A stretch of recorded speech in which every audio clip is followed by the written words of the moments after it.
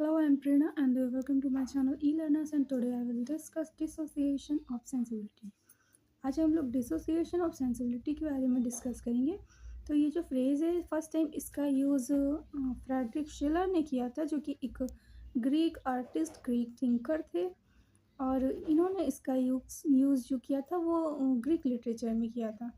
और इन्हीं के एक कंपेनियन थे फ्रेडरिक नीत्शे, उन्होंने दो कॉन्सेप्ट दिए थे इसमें। तो पहला कॉन्सेप्ट उनका अपोलोनियन का था, जो कि लॉजिक और रीज़न को रिप्रेजेंट करता है। और जो दूसरा कॉन्सेप्ट है वो है डायनोसियन का। तो जो डायनोसियन का कॉन्सेप्ट है उसमें फीलिंग्स को, इमोशंस को दिखाया जाता है।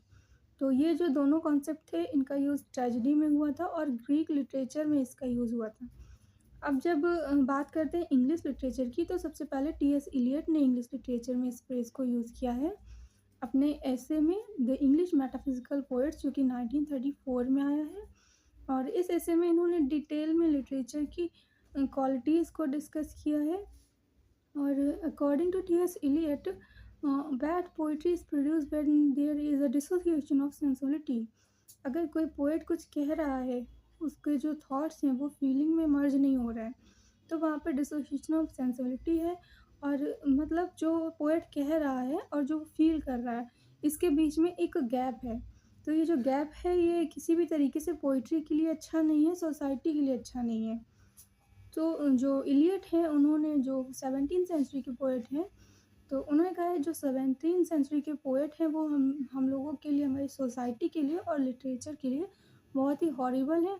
क्योंकि उनकी पोइट्री में जो थॉट्स हैं और जो फीलिंग्स हैं वो दोनों अलग-अलग हैं। उनमें एक गैप है, जो पोएट कहता है या सोचता है और जो वो फ़ील करता है, उसमें एक डिफ़रेंस है, एक गैप है।